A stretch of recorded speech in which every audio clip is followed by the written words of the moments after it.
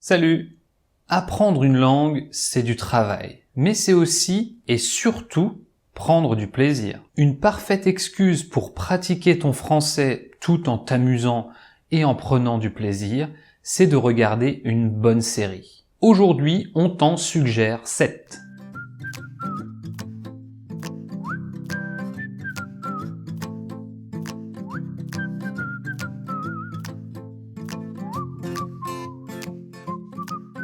Merci de me rejoindre. Avant de passer aux 7 séries que nous te suggérons et que nous te recommandons pour améliorer ton français, je te rappelle que tu as en lien dans la description la possibilité de faire un quiz.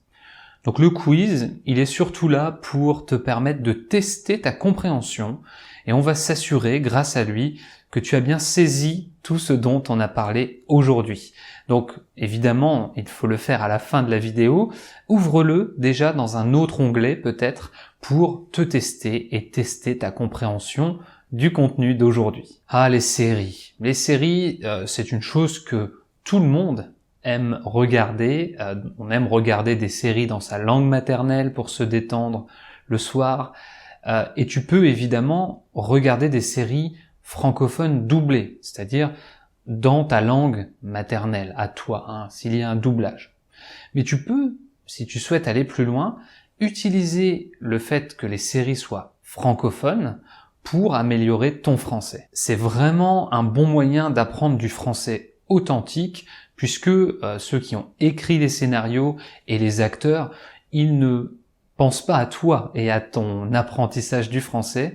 Ils parlent en utilisant des expressions idiomatiques, ils parlent vite, il y a des dialogues, tu vas découvrir l'argot ou des mots d'argot, et c'est vraiment un exercice certes complexe, mais très efficace pour te mettre en face d'un contexte 100% français. En novembre 2000, on avait déjà enregistré une vidéo dans laquelle on te suggérait quelques séries. Aujourd'hui, on en ajoute 7 autres que tu peux découvrir et on est toujours dans la même idée. L'idée, c'est de choisir la série qui t'intéresse. Il vaut mieux suivre une série complètement que de regarder un épisode d'une série, un épisode d'un autre. Choisis vraiment ce qui te plaît parmi les 7 qu'on te conseille aujourd'hui. Première série francophone, Lupin. C'est une série de 2021, la deuxième saison arrive en 2022 et un des héros, il est incarné par Omar Sy, qui est très très célèbre en France, et notamment grâce à son rôle dans le film Intouchable. Si tu aimes les drames, si tu aimes les séries policières, tu apprécieras certainement Lupin. Ça raconte les aventures d'un voleur, le très célèbre Arsène Lupin. Arsène Lupin, c'est un personnage de fiction qu'on a appelé le gentleman cambrioleur. Il se déguise, il a plusieurs identités, etc. L'auteur, c'est Maurice Leblanc. Comme c'est une série à suspense, nous ne t'en disons pas plus. Deuxième série, Family Business.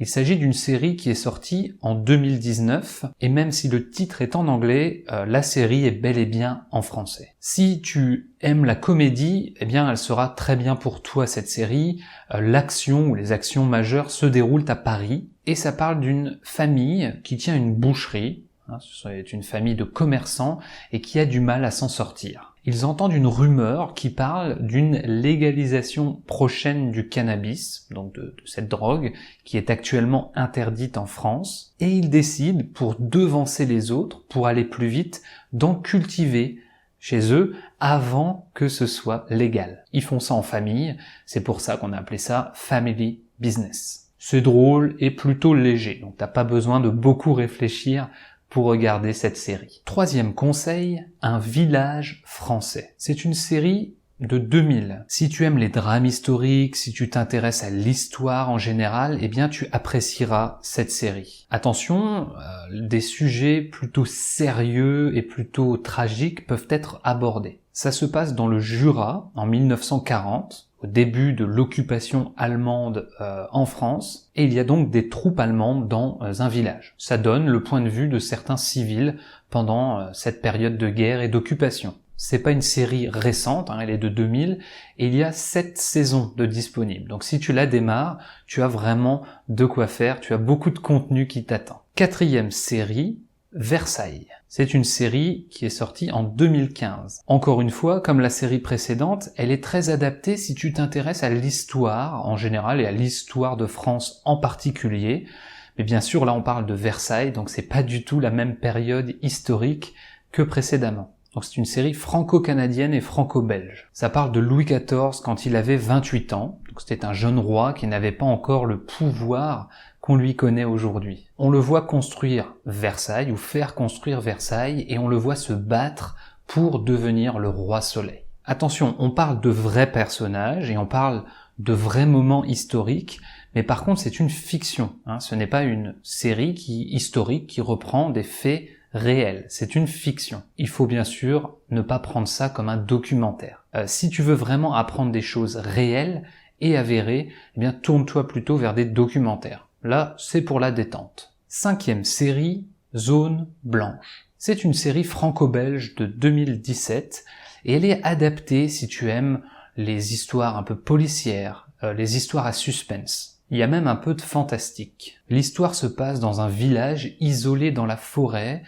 et dans lequel il se passe des choses étranges et bizarres. On va suivre une petite équipe de gendarmes qui essaie de comprendre ce qui se passe et qui tente de protéger et de s'occuper des habitants. En français, ce type d'atmosphère, c'est ce qu'on appelle un polar. Beaucoup de gens comparent cette série française au fameux Twin Peaks, très très connu. Les 2 prochaines, ce ne sont pas des séries classiques avec plein de longs épisodes. Ce sont juste des séries avec des épisodes très courts, donc très faciles à consommer. La première, donc c'est la 6e série qu'on te recommande, c'est Bref. Elle a démarré en 2012. Si tu aimes la comédie, et si tu veux t'entraîner à écouter des francophones de façon très très très authentique, cette série t'intéressera. Ils parlent très vite, il y a pas mal d'argot et pas mal de références un peu populaires. Elle a été très appréciée par les Français, cette série, elle a très très bien marché. Il faut faire attention car elle est très addictive. Ce sont de courts épisodes